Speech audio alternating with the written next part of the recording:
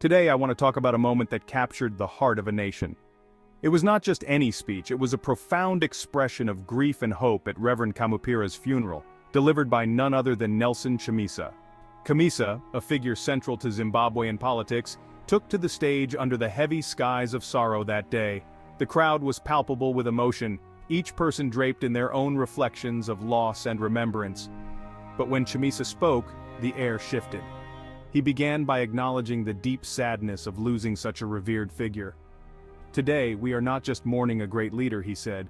We are mourning a father, a mentor, and a visionary. He talked about the new currency ZiG, and people said he's mocking Mnangagwa's failed currency as everyone started laughing when he talked about the structured currency. He also criticized that he doesn't have any worry about what ZANU-PF say about JIS comments because he's a man of breaking the laws. His words, carefully chosen, seemed to echo the somber mood of the overcast day. But then his tone took a hopeful turn. He talked about Rev Kamupira's legacy, about the unyielding spirit of the Zimbabwean people, and how grief, though heavy, can also be a powerful catalyst for unity and change. In our tears we find a renewed strength to continue his work, Chamisa declared, his voice growing stronger with each word. What made this speech particularly resonant was Chamisa's ability to connect personal loss with national healing.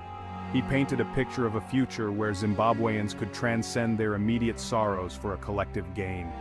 Let us transform our grief into action, he urged. Let's honor his memory by dedicating ourselves to the values he taught us: unity, integrity, and compassion. As Chamisa concluded, the crowd was no longer just a gathering of mourners. Chamisa's speech at Rev Kamupira's funeral was more than just words. It was a poignant symphony of grief transformed into a beacon of collective resilience. And so, as we reflect on his words, let us remember the power we have to change our world for the better. One speech, one act, one day at a time. Thank you for joining me today to revisit this powerful moment. Let's not just be inspired by it, but also act upon it.